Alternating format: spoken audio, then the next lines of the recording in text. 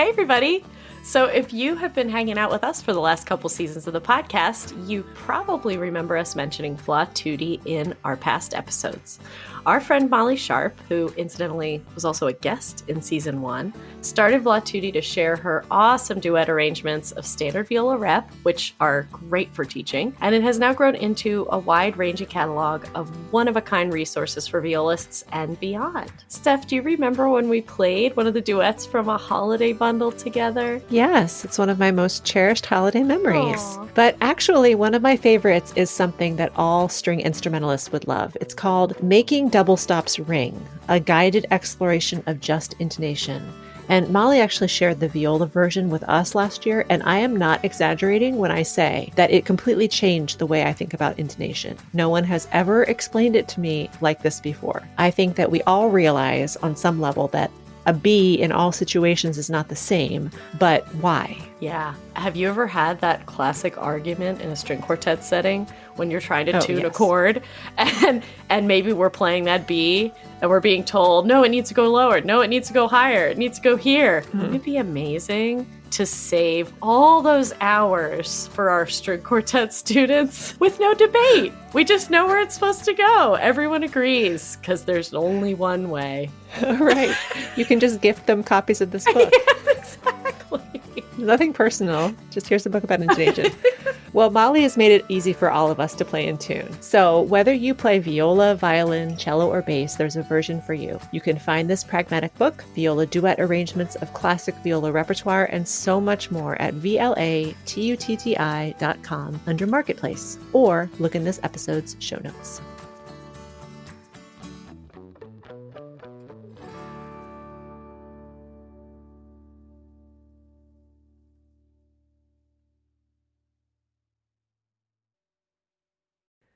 It's amazing what a little good weather does for the spirit.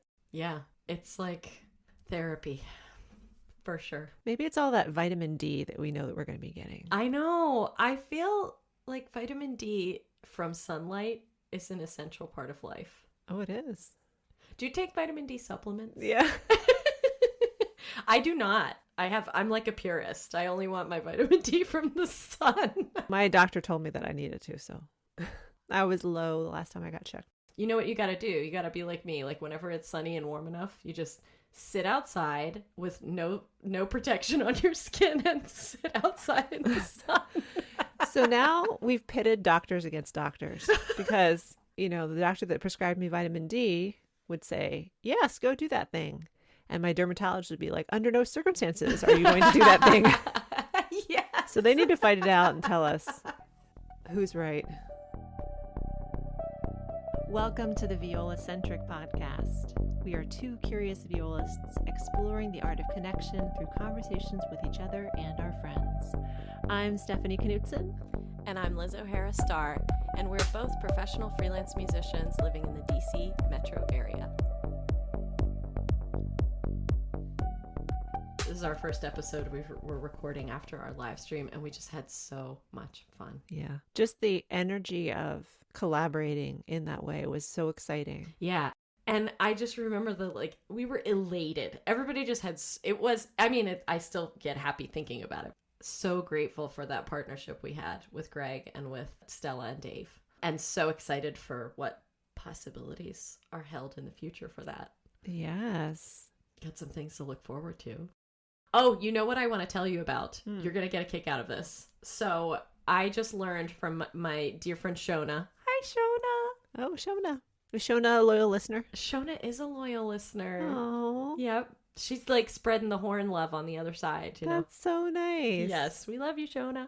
She just shared with me, I will read the text because I thought it was really funny. OMG, look what just came out on HBO. We need to watch this.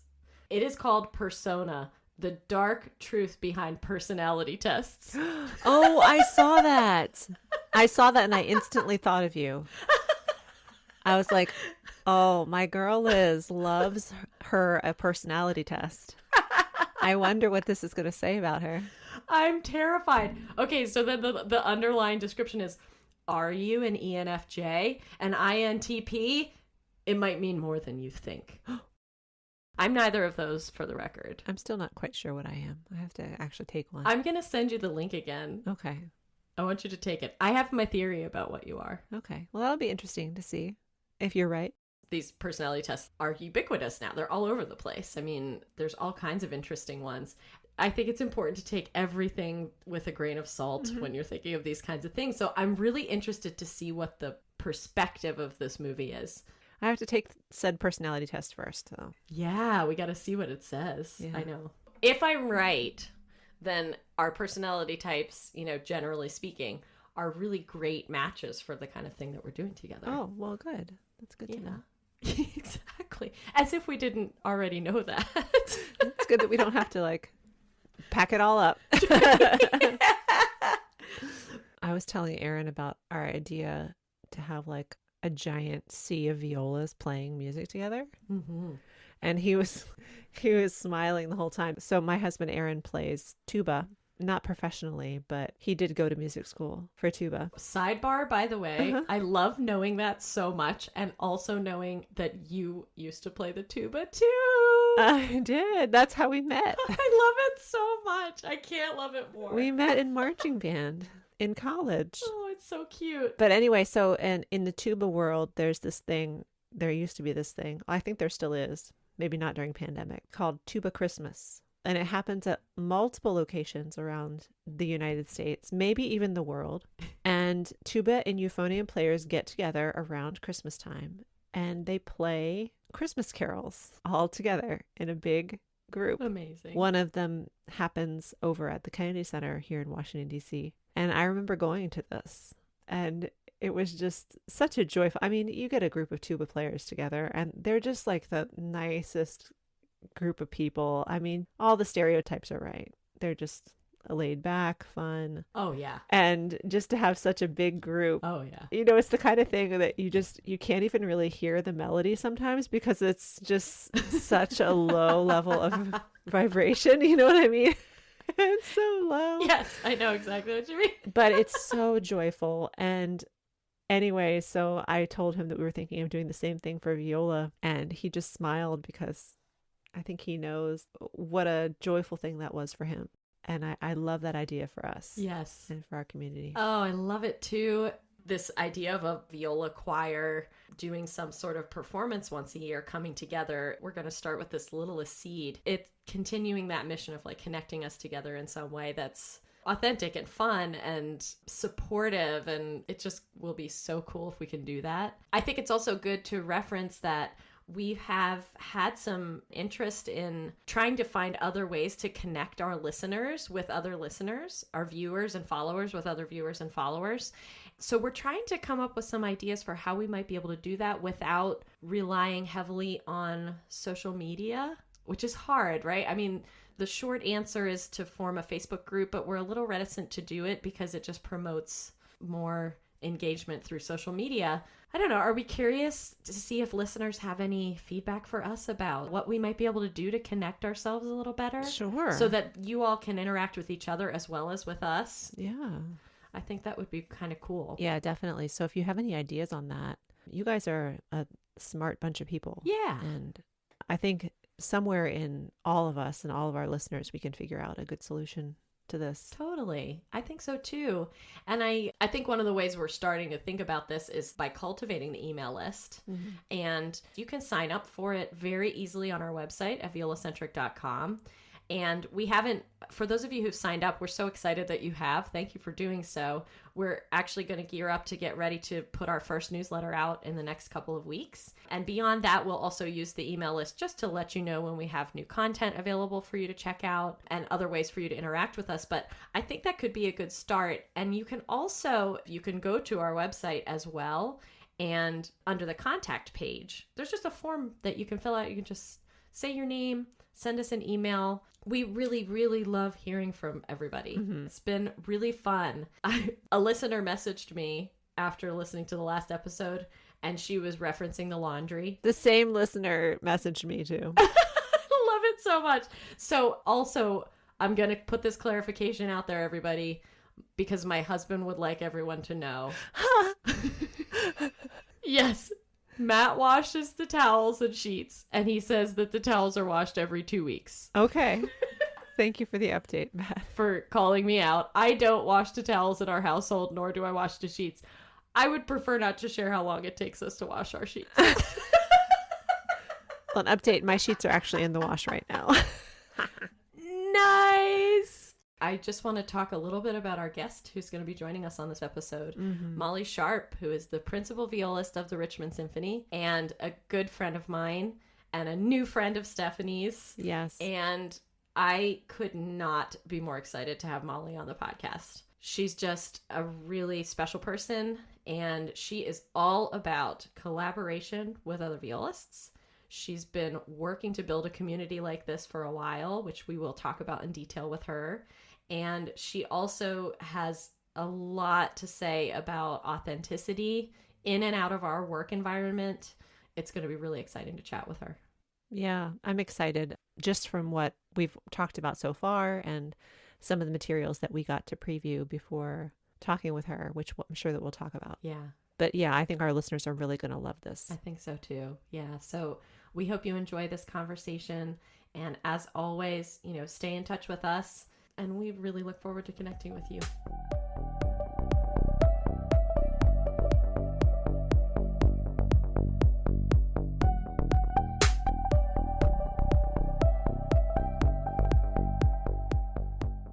Molly, you have cats, don't you? I have 1 cat, yes, and 6 chickens. Oh, chickens! And cats and chickens are pretty independent, and we get eggs, so. Yay! That's amazing. That's a good trade-off. Actually, there are lots of benefits of having them, but that's one of them. We don't name ours, because as soon as you do, something would happen, Oh, right. They're all Jessica. But I've wanted to put together like how to understand chicken or talk chicken, because they definitely have different sounds for different situations. And so there's the happy, contented sound, and then there's the, hey, I found something yummy to eat.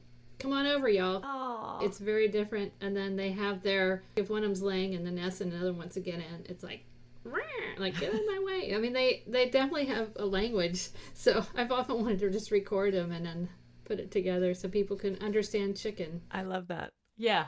The latest offering from Molly Sharp. Vlad Duty branches off into Chicken World. Yeah. It seems like the perfect early pandemic project, doesn't it? Yes. Like recording my chickens. Right, yeah. Yes, So. that would be amazing. I love it. So we are joined today by my dear friend Molly Sharp and Stephanie's new friend, Molly Sharp. My new friend, yes. She is the principal violist of Richmond Symphony and the creator of La Tutti. It's been so great to form a deeper friendship with you over the last year, Molly. I've been subbing in Richmond for several years now, and we've had the chance to chat every once in a while, but at the beginning of the pandemic, Molly decided through La Tutti, which she had just launched, to start a warm-up group that happened on Mondays, Wednesdays, and Fridays for violists. It was just an open hour in the morning. Whoever wanted to jump in. If that was all you did with viola, great. If you wanted to take that and parlay it into practice, you could. And by doing this, she created this really warm and supportive community that lasted us all through the summer. And I don't know that my pandemic sanity would be the same if it were not for that warm-up group. It was just so special to have that place to go, so to speak, on Zoom. I'm so glad that you are talking to us today. Mm-hmm. Oh, thank you. I mean, I'm honored. I've loved watching Viola-centric unfold and evolve and Thank you. grow, so that's exciting. So congratulations. Thank you so much. Yeah, thank you so much. It's been an adventure. So can you tell us about La Tutti and how that started? And Sure. So I started making duets, like of the standard viola rep, of an accompanying viola part, because I don't play piano. And I would try to read from the parts and, jumping around. And I was more of a liability than a help. Same. same. I think we all do done that, right? Yes. And so your students looking at you like, Yeah. Yes. is this adversity training or it's supposed to be helpful? So anyway, so I started making these, and also because you've taught Telemon 18,000 times, it's like, let's play together. Yes. Be fun, and I wanted the students to get a more complete picture of the piece sooner in the learning process, because often they'd get a pianist a week before their jury, And then the pianist is really kind of following them around, and it's not really collaborative. So I wanted them really to know the accompaniment part. Also, you could perform if there are places with no piano. And also the student can learn the accompaniment part really well because they can play it. Anyway, so I had done a couple of those, and then VCU, Virginia Commonwealth University, where I'm adjunct, they have a grant program for adjunct to support them, which is awesome in the arts. So I applied for one just to get some seed money. I needed someone to put these into Finale because I don't do that, and to get a website set up. I just needed some help. So I had my website, actually, I do some art for fun, and so the music and art was together, Molly Sharp Creates. I was starting to decide after a couple of years I needed to split those off and just have the music by itself and kind of look more professional, or just have its own thing. And I was always kind of trying to figure out like how to do that. Philippe Chow contacted me. I know you know him. Mm-hmm. Big Philippe fans. Mm-hmm. Yes, likewise. Shout out to Philippe. So he had a project he wanted to know if I was interested in, and what turned out to be a transcription of the Bach arrangements for originally 2 cellos. I was like, yeah, that would be fun. And then that was kind of the first piece that showed me how I might actually change directions and maybe have a focus around resources for violists that elevate teaching, learning, and performing through the joy of collaboration, because I live for collaboration and doing stuff together. Like, if you want to hang out, let's do something together. Mm-hmm. I'm not good at the chit chat. Definitely. Yeah. Let's just jump in the deep end. Yeah, so we worked on getting the Bach ready to publish, and that took a few months. And in the meantime, another violist friend of mine who had gone to coding boot camp to become a professional coder was helping me with the new website. And then I needed a name, so I was kind of doing all this, and it all kind of came together for a launch. By that time, I had more viola duets, because every couple of months I would do another one. And then we had the Bach, and then Vlatuti came about, just the name, because it's about violists together. I wanted more of a community feel. Mm-hmm. So I launched that February 2020, and then like exactly a month later, what happened. And a couple of reasons why, like the virtual viola warm-up group that I started, I think part of the reason I did it like 10 days after we were on lockdown, not really knowing how it would play out, but you just have to jump in. But I already had the infrastructure in place, and I had some people on an email list and through Facebook. So I feel like I didn't know how it would evolve, but I wanted to do it. I needed to do it for myself because it felt like, as soon as we were all on lockdown. It's interesting how your first response when something happens like that, I think it shows a lot about who you are or what's important to you. And for me, it's community. Mm-hmm. And so actually a friend of mine who's a clarinetist had started one for clarinet, mainly for her studio. And I saw it, I'm like, hey, can I come? You crashed a clarinet group? I did. I brought my penny whistle. I love it. Yeah, so I showed up just to see how she was doing it. And people would show up. No one ever had their sound on. Mm-hmm. She didn't even have her sound on playing. And it had some exercises. So I'm like, we can do this. So I think the first one I did, I kind of the same thing. I was like, hey, everyone. And I never had the sound on for anyone. And it was like, it just wasn't me. So I'm like, we're going to start, everyone unmuted, just so we can say hi, check in. Then we'll mute everyone. There's so many gifts to come out of that viola warm-up group. Yes. So many. Yeah, I remember seeing you advertising for it and thinking, yeah, I'm 100% doing this. And it was one of those things where I think it was so new to be on Zoom doing anything, let alone playing with other people. And so the concept that you were that there was no pressure, and you had a structure to the week. You started doing guests pretty much right away on Fridays, right? Yeah, actually, we started on, I think it was March 23rd, maybe. It was really early on. That's really early, yeah. Yes. I don't even know how it came about, but somehow I thought it'd be fun to have a guest, someone else. And so Daphne Gerling, who's Yep. Was she the first one? She was the first one. I asked her and she was like, yeah, of course. She introduced all these new warm-up materials. I'm like, cool, this is great. So it just then was like, well, we should do this every Friday. I just have to say, thank you from my part in your warm-up group. Pretty early on, Molly, you reached out to me and you said, hey, would you be interested in leading a warm-up? And I said, sure. And in the back of my mind, I'm going, what is my warm-up routine? I don't know.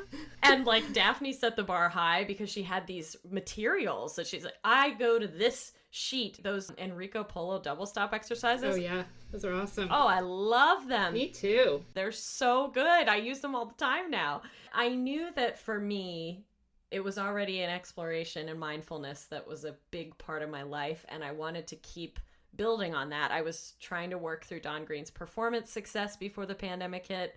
And so I said, well, what about mental warm up? What about getting yourself right before you start to play? And we just explore how mindfulness might play a role in how you warm up for the day. And so we kind of built it together. That was the first time we ever really spent time talking with each other one-on-one, was on Zoom talking about this warm up. Yeah. And I led a mindfulness moment. And Molly said, what do you think about doing that? Why do we think about mindfulness Mondays?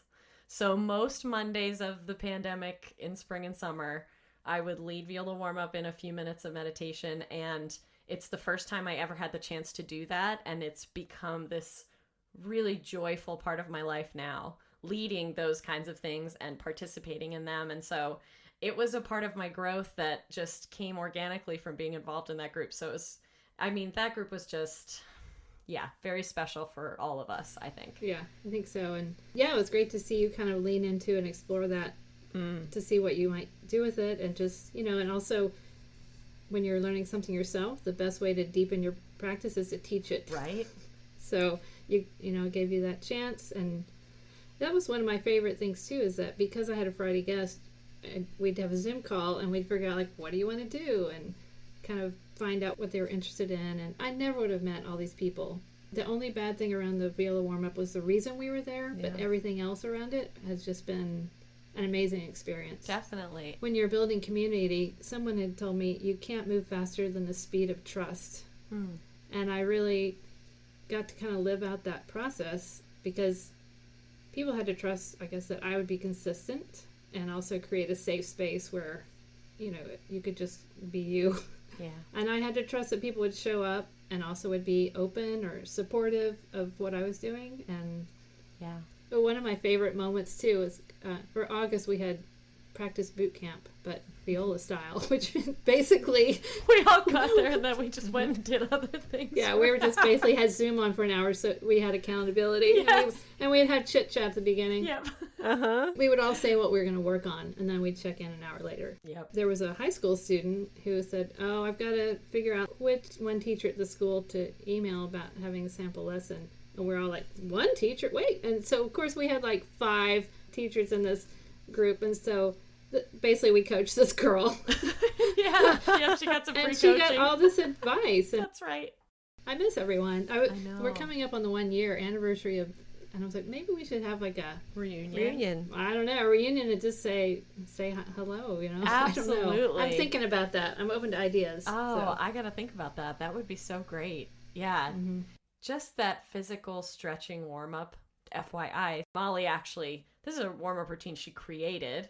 And you had it ahead of time. It was on the website before this. Yeah, that's true. So you were just really sharing your wisdom. And I made all my students print it out. Oh, good. And I was like, this is essential. And I have to remember this. And it's only going to become more difficult to keep the routine when we get busier and busier. And yeah, I designed that routine actually to be able to do it standing and in concert clothes. And it works. It's great. Yeah. It's on the website still. So great. I got to check that out. Absolutely, Stephanie. You'll love it. Can I add one more thing about, it seemed like, when the pandemic hit and I kind of like hit the ground running or whatever. It may look that way, but I know everyone was grappling. Yeah. But actually the only reason I think I was able to pivot, which is I guess the word of 2020, isn't it? Mm-hmm. Is because I took a sabbatical from the orchestra for a whole year. That's right. And so all of a sudden my schedule as of July 1st of, I don't know, maybe it's 2018. That sounds right. I had months and months of nothing. And it was hard. I struggled. So I think what people were struggling with, I had really done a lot of work because, well, I am an extrovert. I call myself a soft-spoken extrovert. That's a great description. That seems appropriate. Yes. There's not a lot of spirituality work for extroverts, actually. Yeah. It's all like go on a silent retreat for 10 days, which, oh my God. I really had to get comfortable with solitude, for one, but also I had to find my own rhythm and how I worked best. And so over the months, as I kind of wrestled with this, I came to find the structure that worked well for me and how to structure my day and what the perfect day looked like. And so when the lockdown happened, it was like, just kind of get back in that I was like, oh, so I think that's the only reason why I was able to do that. Yeah.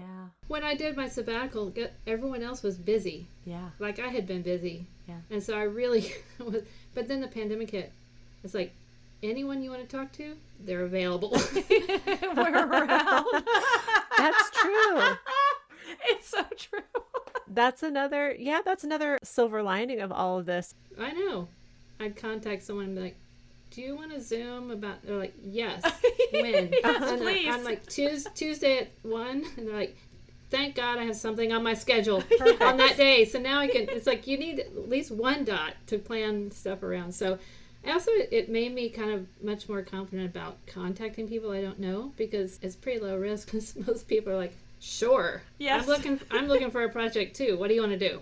And these groups of friends that are spread out, because now you don't have to worry about whether or not you can drive to each other's homes or, how close you are physically, because you can just Zoom. So I have these regular, gatherings online now that are so great, that are with people who live hours away. Yeah. I love that so much. It's so great. Mm-hmm. The busyness thing. I'm wondering about that when you took sabbatical. I remember that too. That must have been the 18-19 season. Does that sound right? Right. Then for 1920, you were back to work for like 6 months. I know it's rough, but yeah. I need a sabbatical every. When you mentioned just now that when you took the sabbatical, everyone else was busy. Did you have some of that like missing out kind of feeling, or were you like FOMO? FOMO. Yeah. Did you have FOMO, or were you relieved that you weren't part of it, but you just like wish people were more available, that you could do things with them? I mean, what was the feeling there? That's good. Really good question. I didn't have FOMO because I was burned out. I played 25 seasons with, Wow. Yeah. And I love my job. I still want to love my job. I need to take a break. Mm-hmm. But also it was, you got to open up space for something new to come in. But boy, that's not comfortable. That is for sure. Right. I learned. But I will say I had a huge sense of abundance during that year, which is weird because I was not bringing in money, really. I had a couple of gigs here and there, which were fun because they were really spaced out. Yeah. I don't know. I think when you have time, that felt spacious and abundant. I'd planned for a good year, a while, so I could financially take a year off from work. But I don't know. I just felt really abundant. So it's one of those weird paradoxical things. I wasn't sure, actually. I'm not going to pick up my viola until I feel like picking up my viola. And I was like, how long is it going to last? Because if it's 12 months, we might have a problem here. But I was kind of curious, and I just gave myself permission. And actually, after about a month or more, I started playing, but mainly because also I thought, after all the repetitive stress things, I mean, I've been, knock on wood, like healthy and not really had to miss work because of injuries, but I've been playing since I was 10. Mm-hmm. My elbow feels that. My, Yeah. my back, my traps feel it. Mm-hmm. So I also thought, okay, I'm going to like heal my body, and then I'll come back to playing. It's going to feel awesome. Actually, with stuff that's built up over time like that, I actually felt better when I was playing, probably because then I would stretch, do my warm up, and it's actually a way to really center myself for the day. So the days that I actually warm up, I'm much more centered and grounded, and it kept me playing. And I'm not doing 5 hours a day, but I would stretch and I would play and warm up and do projects like some videos or whatever. You really were kind of living pandemic life before the pandemic hit. I know. That sounds a heck of a lot like how my journey was this past year. So I had lots of practice just wearing yoga pants and t-shirts for extended periods of time. Have you heard about this phenomenon of soft pants versus hard pants? No.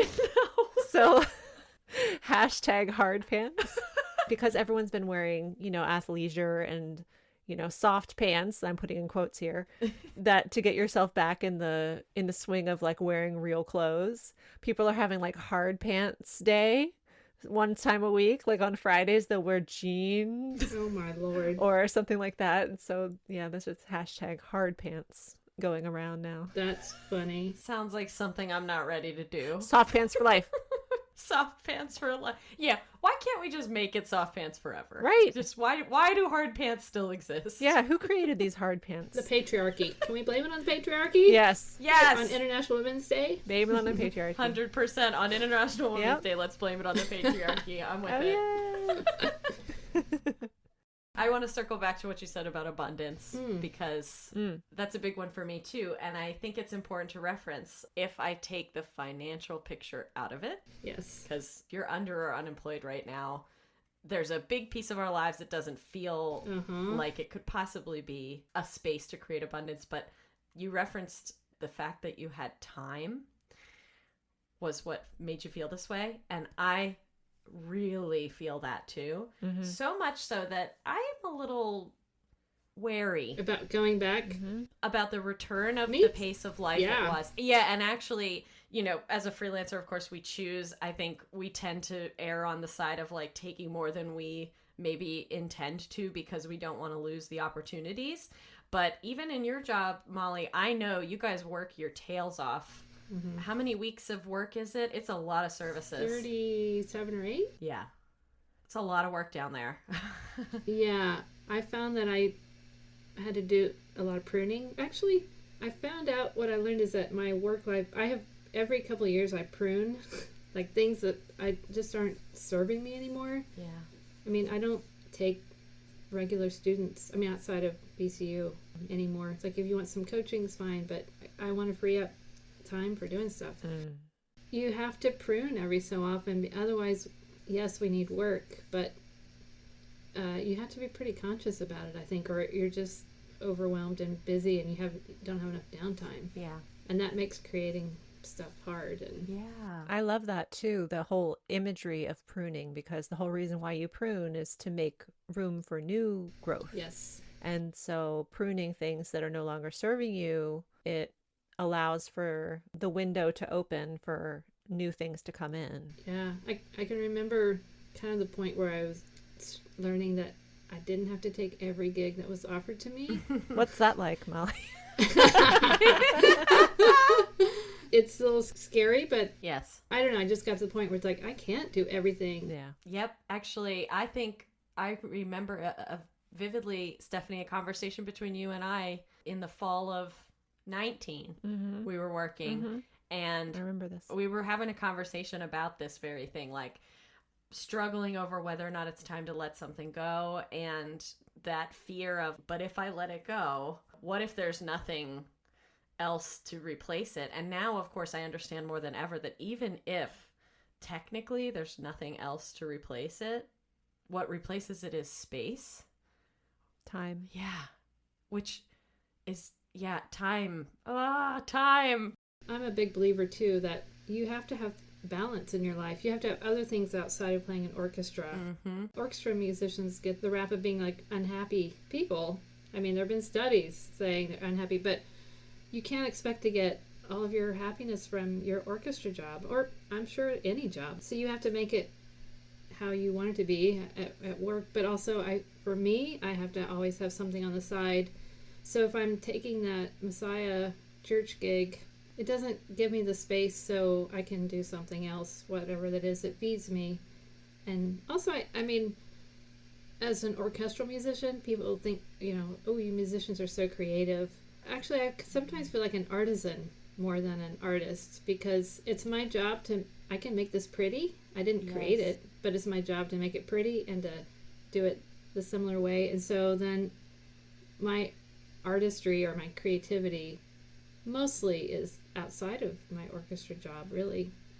And also, music is not tangible, so it's kind of fun to make some tangible things, and it's still there the next day. So, Yeah. I think the first thing I ever said out loud that I wanted to be, I think, was an artist. So when I was 4. Like our family was on this family trip to New Orleans. I don't know, and there were artists painting and drawing on sidewalks and stuff. But I can't draw. Well, here's a chance for you to use your tritone blip. I can't draw for shit. I've always wanted to be creative, but to me, like, being an artist meant you draw stuff. And I've come to learn that being an artist is how you see things. It's not about the technique. I've learned that my medium kind of is just repurposing stuff and making functional art. Like, I make things to help me process what I'm learning. I guess, in quotes, personal growth stuff. I've seen some of the work that you've done when you've posted, and I remember especially when you were doing your personal, would you call them like meditative shrines? Like, oh yeah, meditation shrines. I made one for one of my former stand partners, Kim Spar. Musicians often in the summers, everyone goes to summer festivals and traveling, and I don't know, she'd mentioned something about meditating or yoga. I don't know how this came to me, but anyway, I thought, I'll make like a portable shrine. And I'm also fascinated by you open something up and there's a whole nother world there. Love it. I started making these like little box meditation shrines, but also then the tin can shrine, which I think I posted about because it's International Women's Day, but basically holding the intention of supporting women around the world, against violence and exploitation, trafficking. Did a couple of shrine workshops where people can make their own, which was fun. So I don't know, I love doing that. Providing people with experiences and letting them experience something really feeds me, whether it's teaching them something they can do on viola they couldn't do, or making a shrine, or whatever. Love it. Molly, I was just telling Liz, she asked, I had this quartet rehearsal last night, and these people I've never played with in this quartet situation. It's for a concert chamber music concert that's coming up. And we're playing this really difficult music. And I really psych myself out in situations like that. Like, I immediately think they've asked the wrong person, and it's really hard to get myself out of that. So like the first 30 minutes, I'm just questioning myself. I'm thinking, oh my gosh, they hated that. Oh, I'm dragging, whatever it is. I'm not fitting in. And so the whole time I'm like thinking that, and it's really, really hard to get your brain out of that into being who I am and, all the things that I know I'm capable of. Yes. But it was really hard last night, and that felt very real. That struggle. Yeah. I would imagine Molly would say the same. I'm very familiar with what you're talking about. I think we all go through that. Oh yeah. I've worked on that a lot, and I'm actually listening to again The Big Leap. It's upper limiting ourselves. It's how we keep ourselves down. We can't let ourselves feel good. We don't allow ourselves to feel good. And the world looks at you and you're like, you're doing amazing things. You've got Viola-centric, you're doing this, you've got kids, you're killing it. And then we're like beating ourselves up. I'm very familiar with that. Yeah. And, there comes to a point where you can work on your technique all you want. But let's face it, at the stage where we are, you can practice 5 hours a day and like move the needle on your technique. But if you really want to transform your playing, it's inner work. Yeah. It's therapy. It's the inner changes that are going to change. I remember I was playing a solo in like Giselle, maybe, in ballet. There's and actually Susanna came up to me and said, wow, it sounds good. I mean, you always sound good. But I was like, okay, thank you. But it sounds like really more open and just really free. She's like, have you been practicing? I'm like, no, therapy. Basically.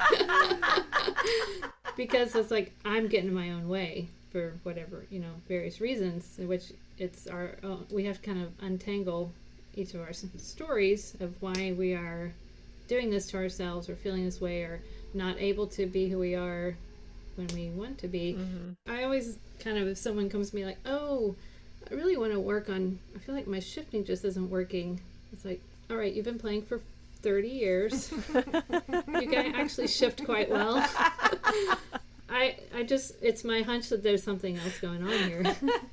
That feels so real to me. Right? That's your first instinct is like, oh, my technique isn't good. Right. Yeah. Or there's something I need to fix. And because that's what every teacher has been telling you. Yes. Right. Since you've been, yay big, is, oh, well, your left hand technique, you need to bring your elbow under a little bit more. Or there's always something to fix. It gives us maybe the illusion of control. Yeah. Maybe. Like, if I just had the right etude book. Yes. It's like self-help books. Yeah. And the idea that everyone else around you has solved these like mysterious technical issues Right, that you yeah. have, and you're like, why am I the only one who doesn't know how to do this yet? Yes. Oh, I'm sure it was not until my 30s that I actually felt like a violist. I mean, I can remember being at summer festivals and be like, wow, like they're really, man, they're a violinist. And I'm like, I'm lucky I got in, and here I am trying to keep up. Isn't that crazy? It's so pervasive. And I don't think it's just violists. I don't think so either. It's everyone. That's why we have to have a practice, and I'm not talking about on your viola. One of the other things that you've started to do is this therapeutic meditation process. I believe there's a link between trauma, especially childhood trauma, and performance anxiety. And I'm a huge Don Green fan of that. But you can do all the adversity training and stuff you want.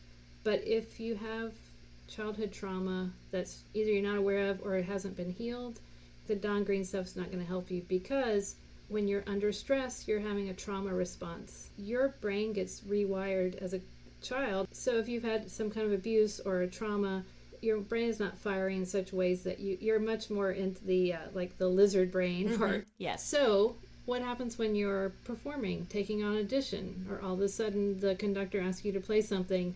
If you're under that kind of pressure and you have this trauma, your brain will go into that trauma response.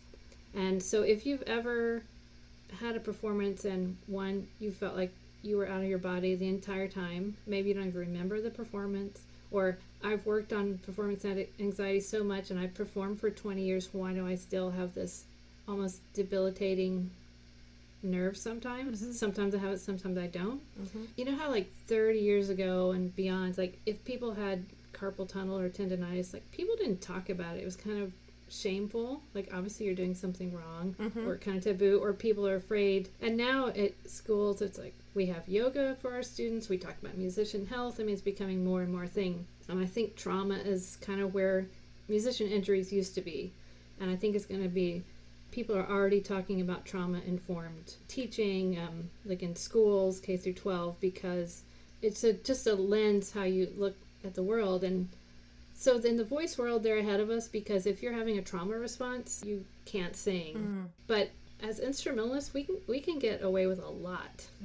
You can be out of your mind, Yep. or whatever. I mean, literally, like out of your body, and still, no one's going to complain about your Beethoven 5 or whatever you just did.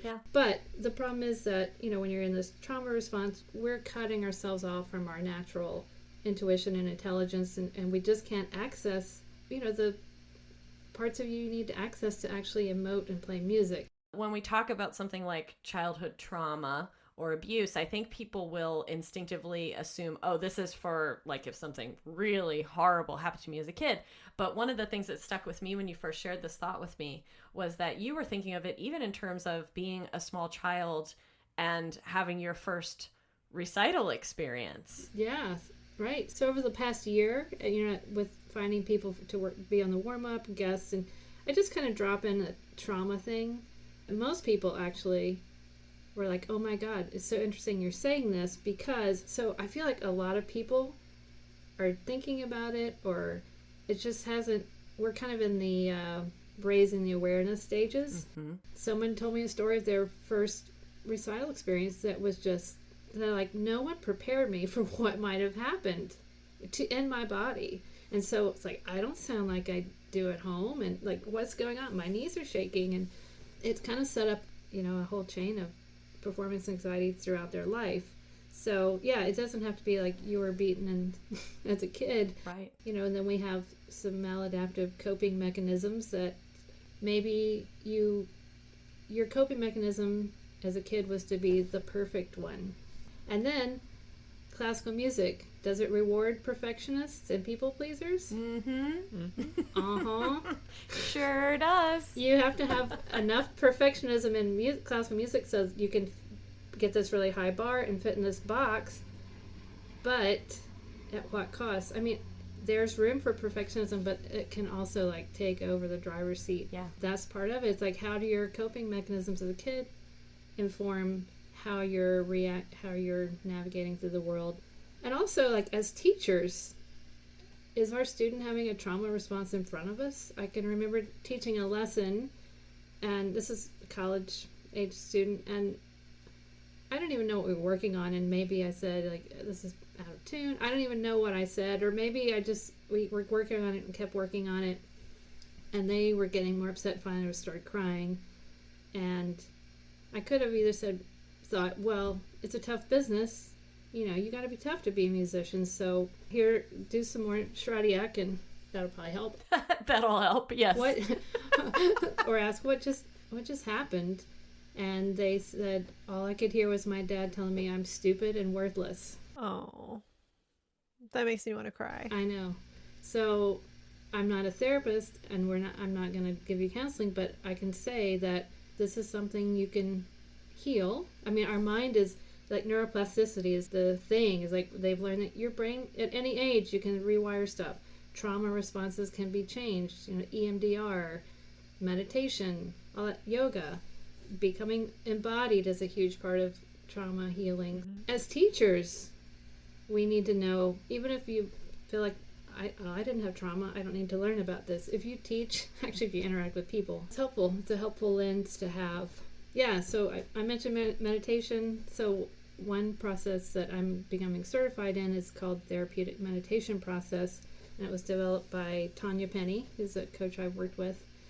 And a big part of it is uncovering beliefs that don't serve you anymore, because that's a big part of healing it. Until you bring it up, really look at it and try to find its opposite truth, that's going to trigger you. So that's part of the meditation process. And so I would say also becoming more embodied, getting in touch with those feelings so that you learn the telltale signs, like, wow, my stomach starts to hurt when I think about this concert, or I don't know, it just puts you more in touch with how you react under stress and pressure. Maybe you're overextended. You know, maybe when you get the call for a gig and you think, oh, I should take it because I need the money, but your gut is like clenched up. Yeah. It's just reading the signs. That's what this process does. And so it's journaling and reflection, but also the guided meditation as well. And so it's a tool. So I would eventually like to be a support for people who are on this journey, to be a resource, provide some tools. I think it's needed, and I find a lot of satisfaction from kind of being able to hold space with people, and that's part of finding your voice, isn't it? Is removing all that stuff, stripping it away, unraveling it all. Yeah. There's a great book called The Body Keeps the Score that talks about all these different modalities, which is a great resource. We'll put that in the show notes. We have like lots of resources for the show notes on this there's one. Lots of things happening here. I loved that you talked about the release of shame. That has been the biggest thing. Oh my gosh. That's a big thing. Especially it's huge. Growing up and experiencing these traumas, and a lot of the way that you internalize that is through shame around certain things. That just really resonated with me, especially being a parent. And having been through therapy, I'm just hyper aware of avoiding shaming my girls. Good for you. Good for you. It's really hard because when we were raised, that was the way that you stopped your kids from doing certain things, was shaming them. Oh yeah. And so, of course, our first instinct is to use those same tactics to get our kids to behave differently. That really resonates for me, is the shame. And I know that I experience a lot of shame around certain things, and eradicating yourself from that cycle is big work. It's big work. But you know, you don't have to do it 100% to benefit. Even if you do 40%, or whatever. But yeah, thank God for Brene Brown. Oh yes, I know. Yes. But yeah, shame is a huge thing, and it's so shameful to even talk about your shame. How are you supposed to heal it? Right. Yeah, a lot of her work resonates very deeply with me, especially around the vulnerability. And you have to be vulnerable with other people in order to have authentic and deep connection. And I hope that people will start to incorporate some of that into their lives, because we need to be connected in order to function as a society. It's a very basic human need. Yep. Amen. I think we're seeing our country traumatized by, first of all, lack of addressing trauma. Yeah. Before Me Too and all this, like racial trauma, poverty is trauma. All these traumas have been just shut down, and it's starting to emerge. But healing is hard, and it takes a lot of effort. So the best thing you can do is your own healing, so that you're more open to one person at a time. But there's just so much trauma in the world. Hopefully, we're in a period of reflection. I hope on a national scale with enough people. I hope enough people are doing the work. You know, I have that in my mind anyway.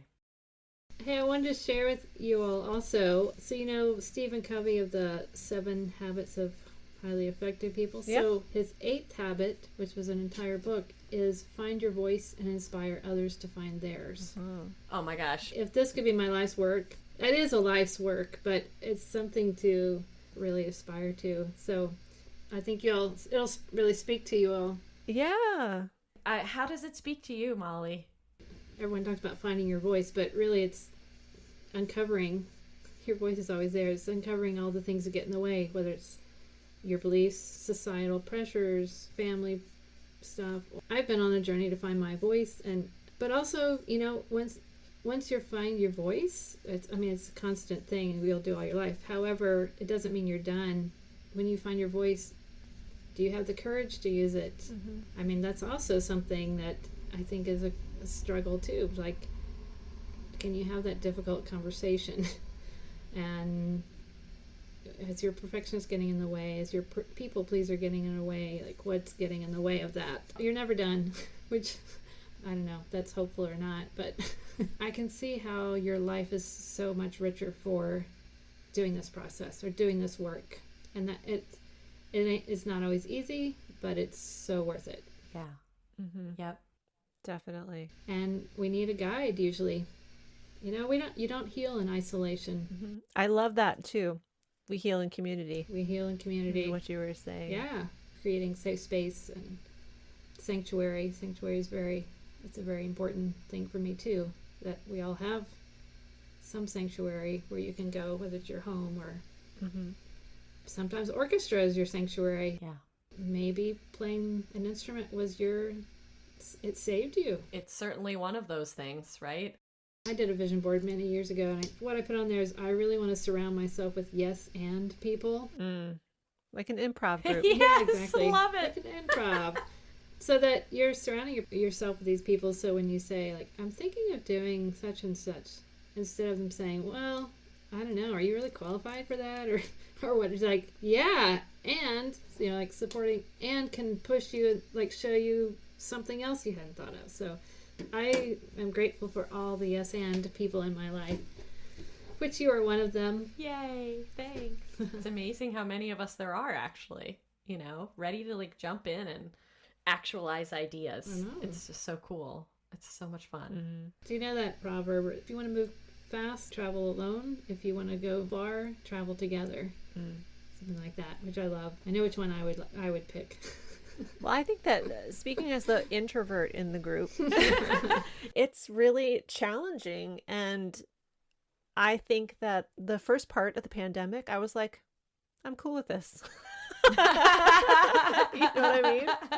Yeah. I was like, oh my God, finally. It's your fantasy. But, you know, I think that even an introvert, well, at least speaking for myself, I did come to a point where I was like, okay, I see how I need other people. I need a community at some level, even if it's just a couple of people. So community is important for all of us. And I think that really struck home to me during this pandemic, whereas it was the actual practical test of what my limits and needs were. Yeah. Interesting. Absolutely. I just also want to reference back to Viola because what's happened with Viola since warm-up group and you created your wellness series is you're starting to really develop, I think, a varied array of offerings as a community. You are about collaboration. This is, of course, completely in line with Viola-Centric's mission too. Yeah. You know, it's almost becoming a tangible marketplace of sorts for us to all have resources, which is so cool. I have a belief or theory that most people who've been teaching a long time have at least one workbook or one something that they made for either themselves or for their students. But because they have this one thing, it's not worth setting up a website and selling it or whatever. And so I would like to have a little marketplace where people can share their own creative works. So that's kind of what I'm developing now. So if you're out there and have a great project, contact me. Yeah, hit Molly up. Yeah, hit me up. I'm also kind of like midwifing some projects. Someone's like, oh, I've been wanting to do this, and I have fragments of it or whatever. And so it just helped like getting that process and getting it all ready to publish, which is super fun. I enjoy that a lot. I just love it so much. There's so many things you've been doing that have been so great. So it's that multi-passionate entrepreneur idea. I am, I guess, a generalist. I don't know. But also, if you know Barbara Scher's work, she was kind of working in the 80s and 90s before life coaching was a thing. There's a category of people she calls scanners.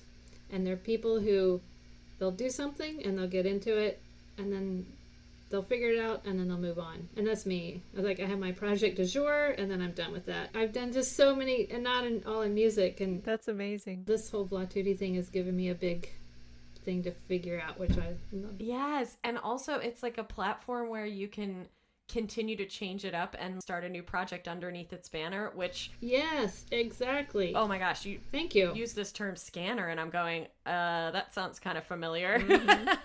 Which Viola Centric is great for that too. Oh yeah. I love it. It's so great. Oh my gosh, there have been so many full body nod moments. Yes.